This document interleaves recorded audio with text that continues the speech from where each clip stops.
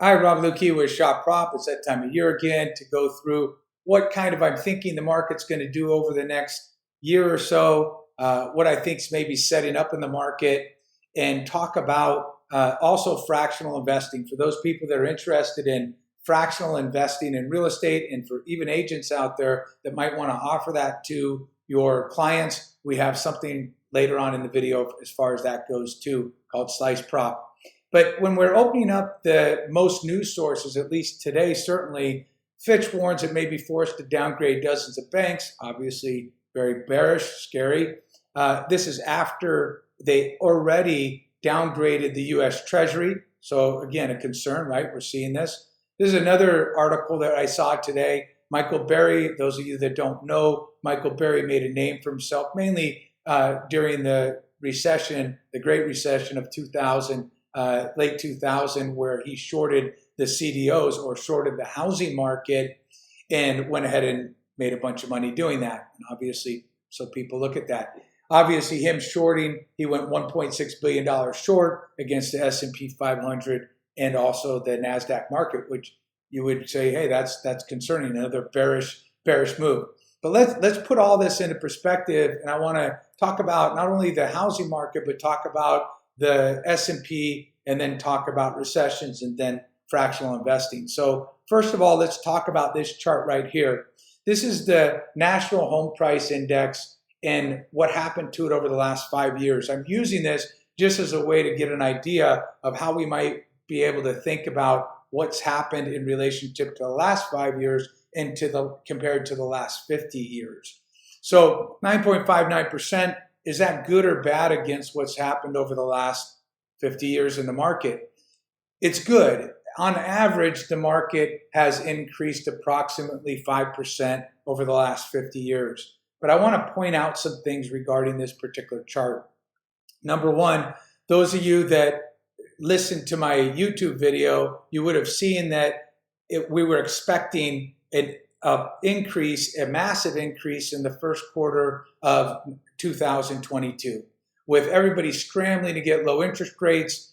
In 2021 YouTube, I said, hey, we're going to see a spike here and probably a drop in the second half of the year in 2022, which we did. We actually saw the highest level, 19.5% annually in housing prices in the first quarter of 2022, as we saw everybody scrambling, and then Fed raised interest rates, and we saw the market drop in the second half to a nominal rate of 7.1%. When it was adjusted for inflation, we actually saw the lowest annual growth in a decade, right, of 0% in the last quarter of 2022. So what does all this mean? I'm not done with this chart yet, because I personally think I want to focus on the 1990 here, this move here, and I also want to focus on the 1980s. Now, one of the things I'll tell you about the 1980s, why I think this is an interesting setup, because we came off of a huge move in housing prices in the market, and you had a huge problem with inflation, bigger than we have now. As a matter of fact, in 1980, we had the Fed funds rate hit a high of 20%, to give you an idea of what it looked like. So this is what we actually saw happen to the real estate market in general, right? Housing prices actually dipped to where they were negative here, right around 4%. So housing prices went down 4%. That doesn't seem that big considering that we had Fed funds rates at 20%. And then you might look at this move here and say, well, the Fed was involved. What happened to housing prices? They still showed increases here of 2, 3, 5, as high as 10% right before the crash of 1987. But what were interest rates during this time? They must have been 3%. No. Interest rates averaged right around 15% in this time frame of property values moving up. Now, until the crash of actually in here in 1987, where we saw the crash, and then we also had a little savings and loan, and we had the Gulf War during this time as well. So interest rates must have been down to 3% or something like that at this time.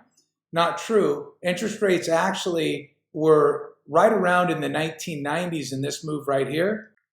They started the decade at 10%, actually 10.13%, and they didn't hit a low until 1998, which, remember, we had the internet boom and we actually saw it hit 6.94%. So I want you to think about that in relationship to what we're dealing with when we talk about interest rates. As a matter of fact, just to provide some more context, what do you think the average interest rate's been since, let's say, 1971 to 2023? Interest rates have averaged, on average, 7.74%. I only bring this up because I'm talking about how we deal with high interest rates in the U.S. economy.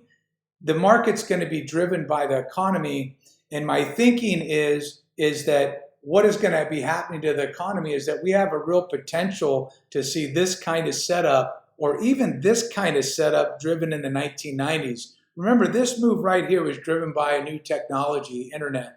This was driven mainly by leveraged buyouts and so forth in the U.S. economy, computer move, right? Technology as well. The question is that could this move be also driven by, let's say, artificial intelligence, new technology that's coming to the market? Could we see this another boom and see this type of high interest rate environment that we still saw in the 90s and also in the 80s, and still had these move up both in the stock market and in real estate?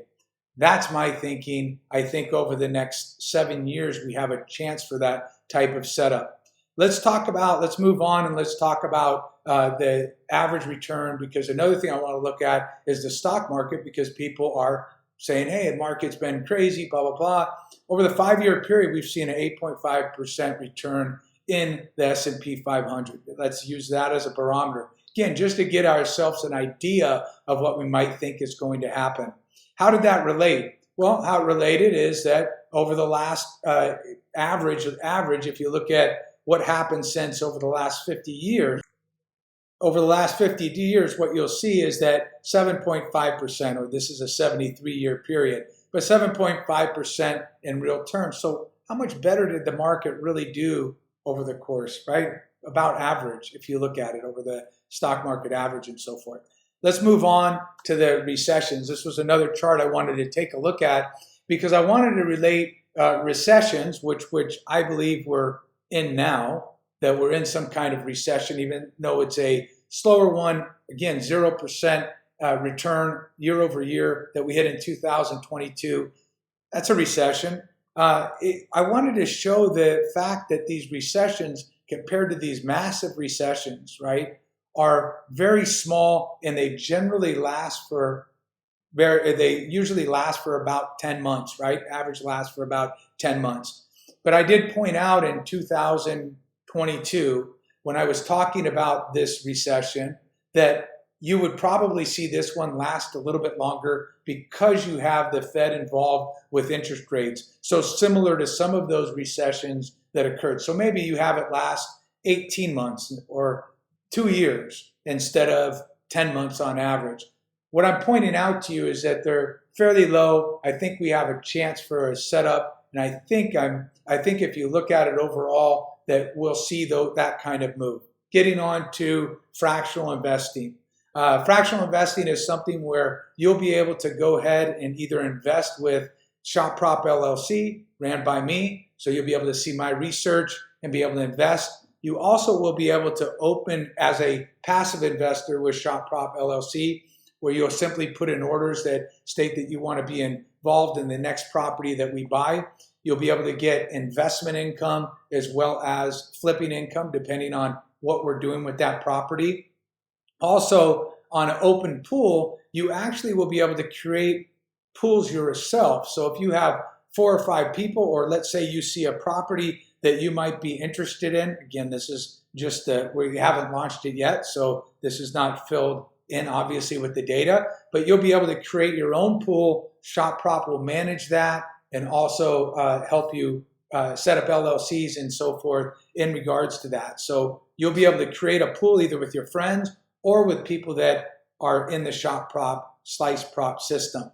As agents out there, you could offer this to your clients as well. If you want to offer this type of product to your clients where you can offer research to them, you can manage it for them, or you can go ahead and just simply refer them to ShopProp, SlicedProp, and actually earn a commission that way as well. So you can do either one. Have it for yourself, do it for your clients, set up research, or go ahead and just refer them to SlicedProp, and we'll go ahead and pay you a commission for that. And it's an ongoing commission based on the management fees and so forth that we earn out of the investments. I hope this helps. Feel free to reach out to us anytime with any questions. Thank you.